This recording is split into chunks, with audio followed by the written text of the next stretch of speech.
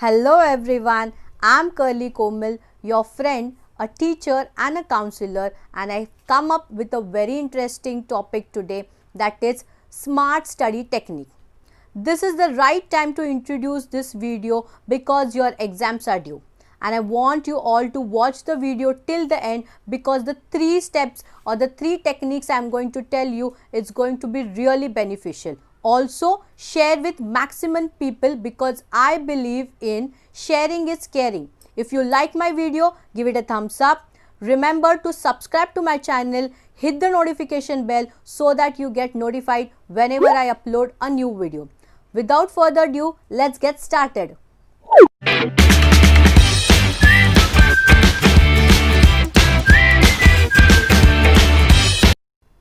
So let's begin with the video 3 smart study technique. Why I'm always calling smart? Let's begin with the word smart means. S stands for specific goals. M stands for measurable goal. A stands for attainable goals. R stands for relevant goal and T stands for time bound goals. Let's start with the smart study technique number 1, that is SQ3R. What does SQ3R means? How to apply SQ3R? What is SQ3R? SQ3R is a 5 easy step effective reading comprehension. It is a learning strategy which is used to remember the things for a long duration. What does S means? S is survey. आपको क्या करना है बच्चों? कोई भी subject का text book आपको लेना है. कोई एक पर्टिकुलर चैप्टर ले लो. सपोज आपने चैप्टर नंबर 1 ले लिया.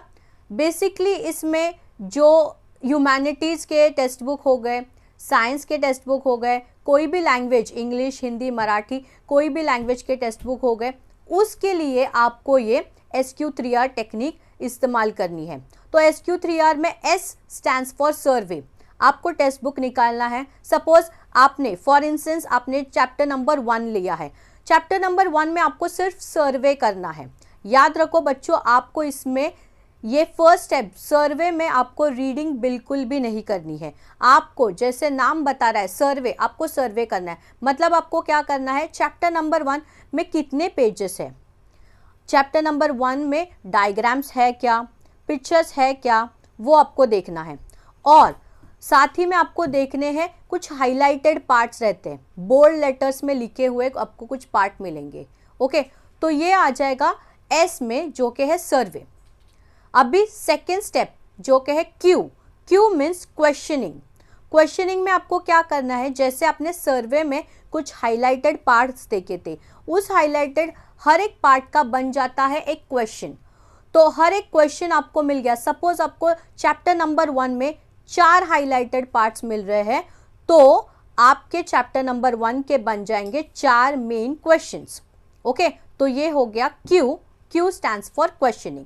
Now the first star. The first star is indicating read. अभी आपको हार्डकोर रीडिंग स्टार्ट करनी है. आपको रीड करना है चैप्टर्स.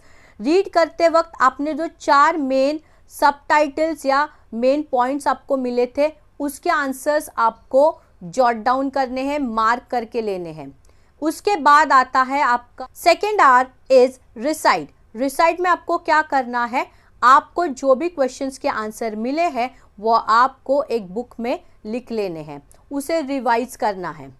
चाहिए तो आप ओरली रिवाइज करो, चाहिए तो आप लिख के रिवाइज करो, that is up to you. But आपको सेकेंड आर मतलब आपको रिवाइज करना है, रिसाइट करना है. Then coming to the third R जो सबसे इंपॉर्टेंट है, और बच्चे थर्ड आर जो है जो कि है रिव्यू, वो हमेशा मिस कर देते हैं या स्किप कर देते हैं. रिवाइज तो कर लिया बट रिव्यू कौन करेगा. रिव्यू का मतलब क्या है, प्रैक्टिस हो गई है बट उसे चेक कौन करेगा. रिवीजन मतलब प्रैक्टिस. ओके, रिसाइड मतलब प्रैक्टिस हुई. रिव्यू मतलब आपको वो प्रैक्टिस करके दिखानी है. ओके, आपको वो आंसर्स लिखने हैं.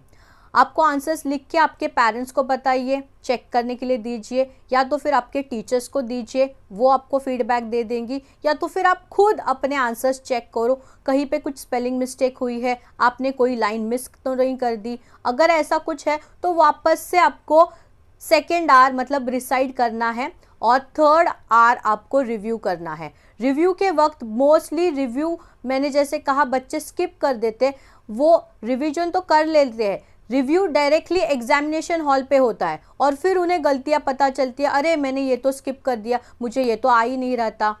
समझ गए? तो इसकी वजह से आपको SQ3R टेक्निक बहुत अच्छे से यूज़ करना है, आपको तीनों आर को फॉलो करना है। तो ये हुई आपकी study, smart study technique number 1, that is SQ3R।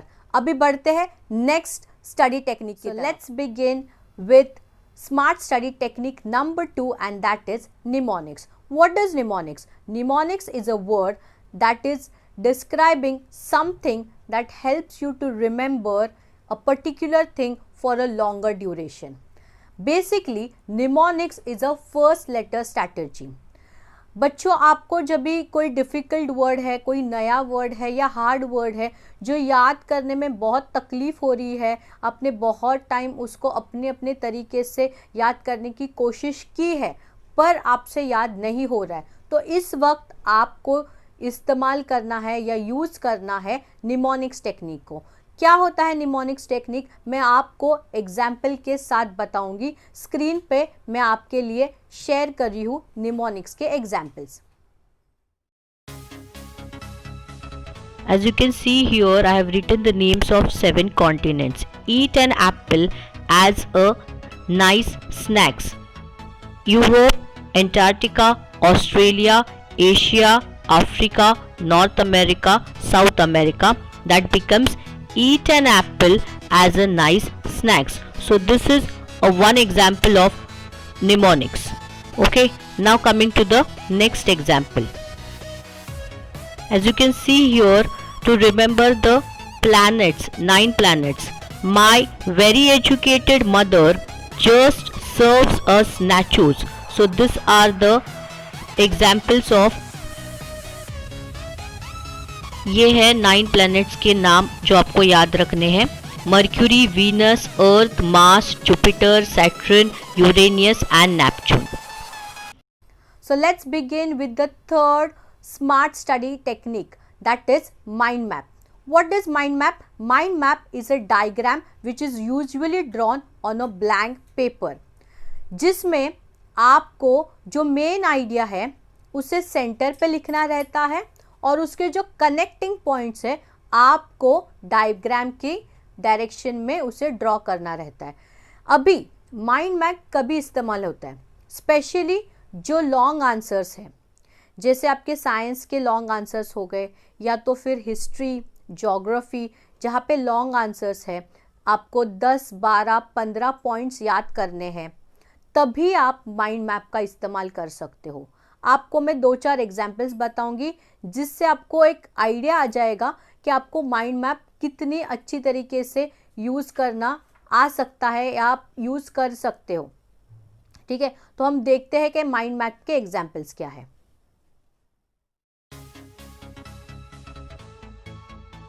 तो बच्चों, आप देख सकते हो कि ये है एक एग्जाम्पल माइंड मैप का, जिसमें major causes of world war 2 centre में लिखा है और उसके जो कॉजेस हैं वो इर्द गिर्द लिखे हुए हैं। तो इस तरह से आपको बनाना है, चाहिए तो आप कलरफुल भी बना सकते हो। सेकेंड एग्जाम्पल देखते हैं हम।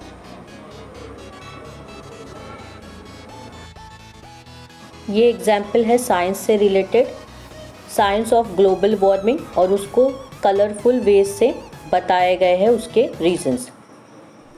So students, that was all about the 3 smart study techniques. आप तीनों स्ट्रैटेजीज का, तीनों टेक्निक्स का अच्छे से इस्तेमाल करें, SQ3R, निमोनिक्स और माइंड मैप, और कॉन्फिडेंटली अपने एग्जाम के लिए प्रिपेयर हो जाए। सो मेरी तरफ से all the best, do well and score well.